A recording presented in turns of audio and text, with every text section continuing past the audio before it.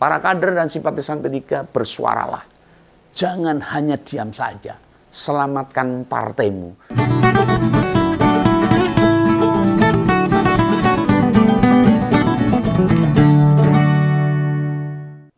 Kabar terbaru ini yang saya dengar siang ini resmi.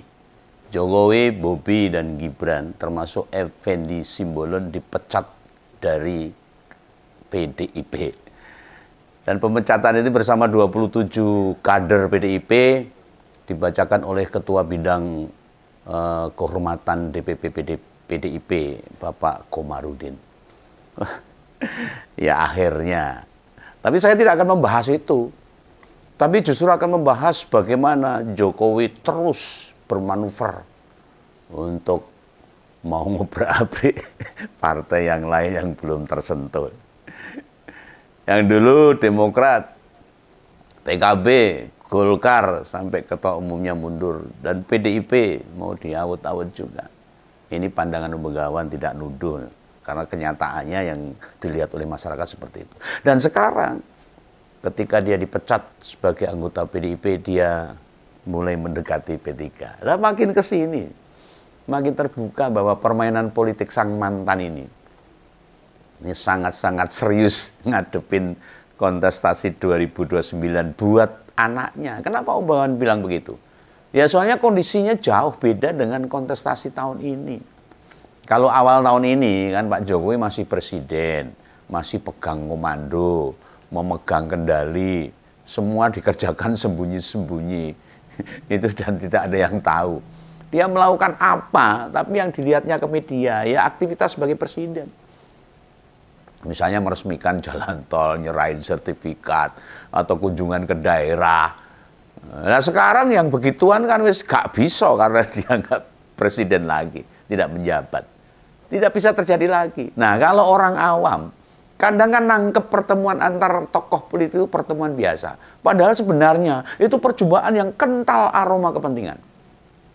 Nah, di sela-sela Rakernas kemarin itu, di P3, Gus Romi alias Mas Roma Humusi, itu Ketua Dewan Pertimbangan P3 itu, menceritakan kronologis pertemuan dengan mantan Presiden ke-7. Ini Bang Romi mengaku dikontak nih sama Pak Jokowi. Memang sudah cukup lama, beliau memang mengontak saya pada saat saya di Amerika, minta untuk, bukan minta ya, artinya beliau, Mas kita silaturahmi sudah lama nggak ketemu, sehingga memang kemudian hari Minggu kemarin saya bertemu dengan beliau di restoran Aceh Connection di Ben Hill, dan ya cukup lama pertemuan itu, tentu kita bicara banyak hal, situasi dan kondisi politik nasional. Dan aneh toh ini. Nah beberapa orang yang ketemu Jokowi tidak bicara siapa yang punya inisiatif pertemuan itu. Ini sesuatu sih, tapi bagi kita yang senang dengan apa yang terjadi di politik Indonesia, pernak-pernik politik. Apakah niat bertemu Mas Romi itu murni disebabkan lama nggak bersua, sehingga Pak Jokowi kangen, atau ada kepentingan lain? Masa sih nggak ada kepentingan lain buat ngobrol saja ya orang mungkin. Pak Jokowi sama Mas Romi terus kepentingannya apa kalau cuma ngopi aja? Nah, alasannya sih sudah lama tidak ketemu, ya mau silaturahmi buat ngobrol, bincang-bincang, minum kopi. Di depan wartawan, mantan Ketua Umum P3 itu ngakunya, ya hanya bicara banyak hal termasuk politik juga, tapi ringan-ringan aja. Secara pribadi, Om Begawan yakin ada banyak yang ditawarkan sama mantan presiden itu. Loh mau bagaimanapun P3 ini salah satu partai lawasan loh. Partai jadul bersama Golkar dan PDIP loh. Ya pasti nggak begitu aja ngobrolnya.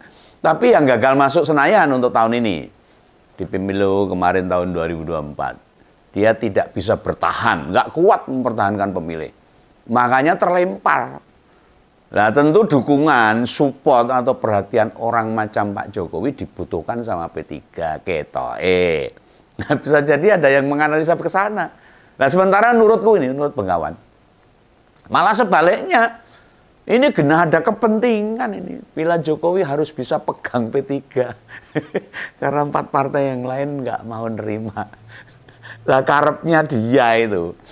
Bisa jadi P3 diuntungkan bila dibantu mantan presiden. Lah malah perjumpaan mereka itu sebagai sebuah kerugian bagi P3. Menurut analisa Begawan. Apakah munculnya 4 nama calon ketua umum P3 yang dibocorkan sama Mas Romi itu murni dari kader-kader bawah, dari penjaringan dari bawah, kemauan kader P3, atau ada titipan dari mantan presiden? Ini kan kudu disaring, dikupas. Jangan disampaikan dengan lugu, disampaikan apa adanya, jangan gitu. Apa nama-nama itu beneran kapabel buat ngurus partai sekelas P3? Apa mereka punya modal kepemimpinan yang kuat? Mereka punya kapasitas mumpuni? Apa mereka sudah teruji? Apa iya P3 hanya mau diatur-atur oleh orang luar yang belum tentu ngerti isi dapurnya P3? Apa Gus Romi gak belajar? Gak belajar banyak. Baik sama Cak Imin, sama AHY. Yang mau bagaimanapun PKB dan Demokrat sempat coba diobok-obok sama kekuasaan waktu itu. Nah, sekarang Jokowi terlihat masih punya pengaruh. Masih. Itu hanya narasi atau anggapan para pendukungnya aja. Apa Gus Romi juga tidak ngeri waktu Pak Zulhas dan Pak Airlangga tersandera kasus sehingga mereka tak berdaya dengan ngasih peluang buat cawe-cawe Jokowi. Ya masa depan politiknya bakal makin suram kalau gitu. Nah, dalam konteks perjalanan politik seseorang biasanya apabila sudah mencapai titik tertinggi, apalagi pernah jadi presiden, ya sudah harusnya akan leren, menep, istirahat, gak banyak pola. Apalagi ngerusak negara, nabrak konstitusi, ngacak-acak demokrasi. Wow, ini sudah nggak punya adab. Ini orang yang berarti musuh negara harusnya ini kayak gini. Kalau ngerusak seperti ini. Lah Pilpres kemarin konstitusi dirusak. Lah apa sekarang ganti partai yang mau dirusak ini? Ini saya terus mengingatkan agar terus ayolah selesai dengan dirinya sendiri. Nah, kemarin ngompol ngupas tentang Kongres PDIP yang mau diawut-awut. Itu ungkapan dari Mbak Mega loh. Nah, siapa lagi yang dituju yang berani ngawut-awut PDIP? Siapa? Ada orang yang berani ngawut-awut PDIP? Ya kita tahu yang berani ya hanya kekuasaan. Sekarang gantian P3. Ini kurang ngopo lagi nih Pak Mulyono ini. Jangankan merasa bersalah dan punya rasa malu aja tidak sama PDIP. Dipecat itu ya mesam-mesem itu. Cek saja wong awam yang tidak ngeh politik, yang tidak suka secara detail mengamati perubahan politik nasional. Mereka itu cenderung berpendapat andaikan jabatan sudah usai. Wis rambung gitu loh. Paripurna, wis finish, sudah sampai tempatnya, ya sudah. Itu mereka orang Jawa khususnya punya pepatah-pepatah yang sangat unggul, mumpuni dan tinggi. Beda sama Pak Jokowi. Kelihatannya tidak tenang berdiam di Solo itu. Sudah selesai jadi presiden, saya kurang. Diberikan rumah sebesar itu di Solo tuh masih kurang.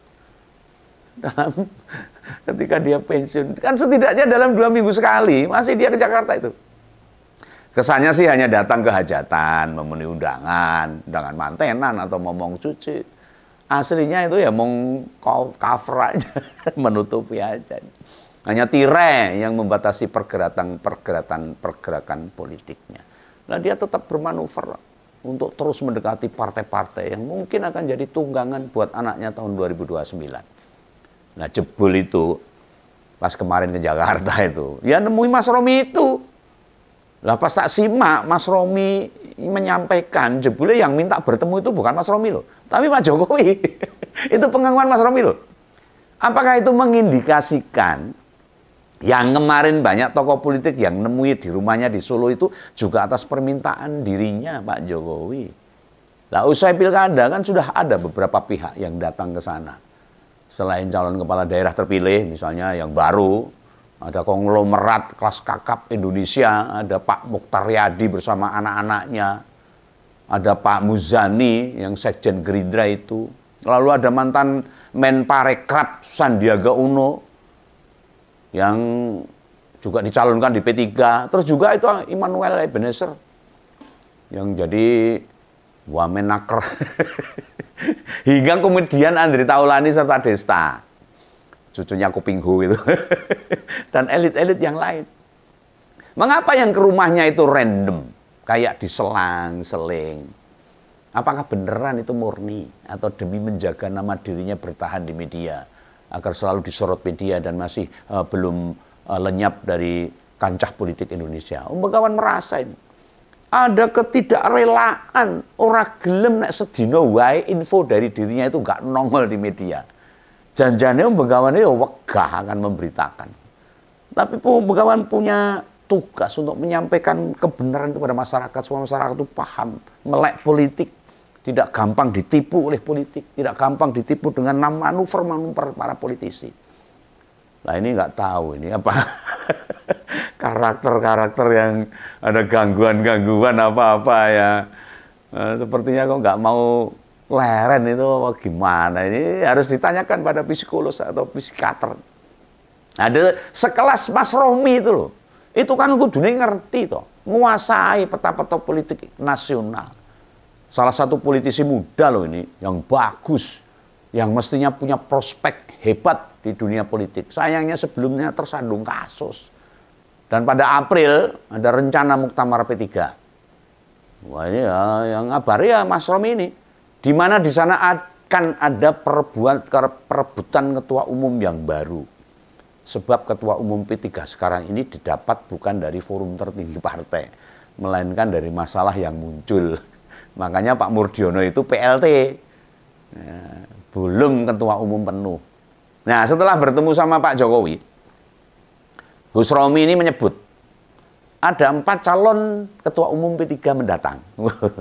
Sudah dibocorkan itu.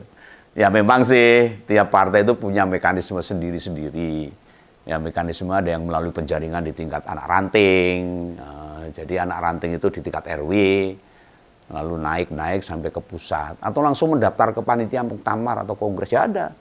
Atau diusulkan sama DPC, DPD, atau DPW waktu acara ya bisa. Substansinya, masa sih orang-orang yang baru saja gabung, yang saya mau ungkap kupas itu. Orang-orang yang ujuk-ujuk, atau orang yang tidak ngopeni partai dari bawah. Yang tidak ngerti betapa beratnya menjaga partai, supaya tetap solid, mau dikasih tempat di pimpinan tertinggi. Apa iya? Ini sekelas P3 loh.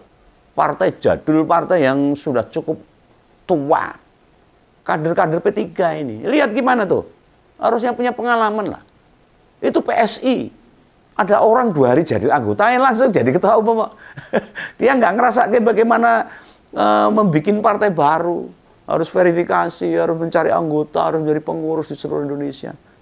Tiba-tiba karena dia punya duit, punya kekuasaan, langsung celingkrik jadi ketua umum.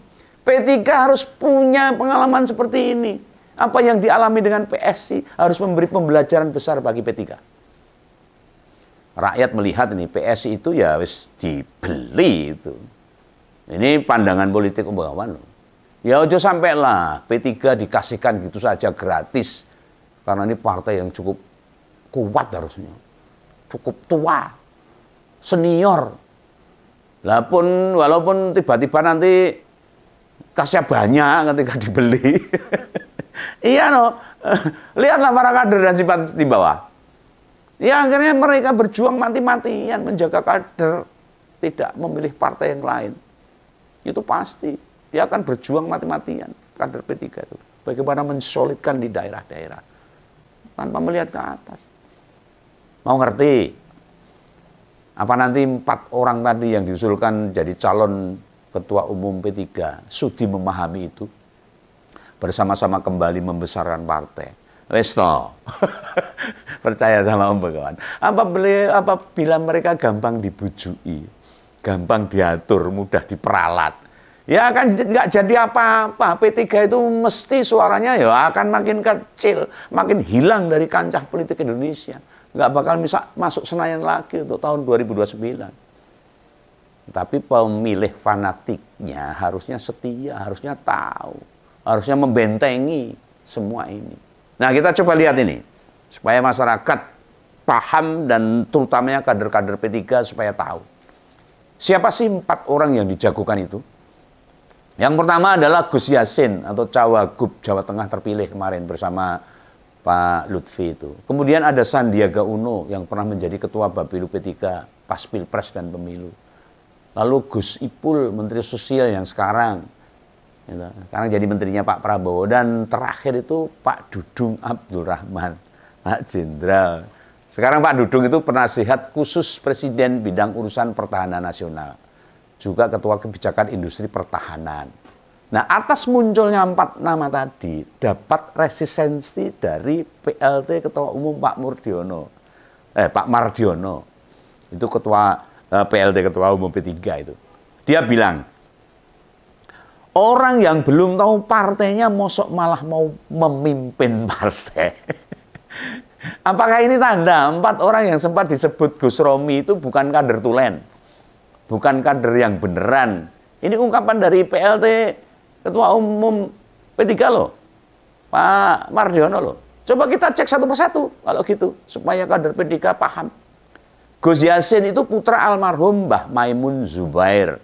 Itu bekas Ketua Majelis Pertimbangan P3. Nah, di tingkat Jawa Tengah dan Pusat tercatat memang Gus Yassin pernah jadi petinggi tuh. Misalnya Wakil Ketua DPW P3, Wakil Bendara DPP pernah. Termasuk salah satu Ketua DPP ya pernah. Ini beneran orang lama di P3. Hanya saja banyak yang tidak tahu. Pernah jadi Wakil Gubernur Pak Ganjar waktu itu, dan sekarang Wakil Gubernurnya Pak Lutfi kalau nanti bar dilantik loh. Lah nama kedua itu ada Pak Sandiaga Uno yang baru aja merapat ke P3 Juni tahun lalu dan belum tahu apa-apa tentang P3. Ini ya partai pindahan. Nah, sebelumnya kita tahu Pak Sandiaga Uno ini kan ada di partainya Pak Prabowo di Gerindra itu. Bergabungnya mantan Wakil Gubernur DKI itu ternyata tak bisa menyelamatkan Partai Kabah P3 untuk lolos ke Senayan. Keok dia di Senayan. Tidak memberikan wakilnya di Senayan. Ya untuk apa? Lah nama ketiga ya Menteri Sosial itu tadi Saiful Yusuf, Bang Ipul itu, Gus Ipul. Kalau track record politiknya Gus Ipul ini kan orang PKB harusnya. Bukan P3, dia PKB. Tapi sejak jadi pengurus PBNU, ya jabatan di partai itu dilepas. Di Jawa Timur mungkin para petinggi P3 dan PKB itu dari satu komunitas. Ya komunitas pondok lah kebanyakan. Sehingga bila jadi petinggi P3 tentu sudah banyak yang kenal. Tapi kan bukan dari asli P3, dari PKB. Nah kandidat terakhir itu Pak Dudung Abdurrahman, Pak Jenderal ini. Pasti bukan apa-apanya P3. Ini. Belum tahu, tidak pernah punya rekam jejak dengan partai. Wong sadurunge kuwi tentara. Nah, apa yang ginian mau tiba-tiba jadi ketua umum P3? Lah monggo. Para kader dan simpatisan P3 bersuaralah. Jangan hanya diam saja. Selamatkan partaimu untuk bisa lolos ke Senayan tahun 2029 yang akan datang. Ini pesan ungkapannya. Ya, ingat. Kita harus melek politik, harus belajar politik, dan pendidikan politik adalah kewajiban kita yang paham politik untuk disampaikan kepada masyarakat. Itu ya, salam begawan, salam ngompol. Dadah.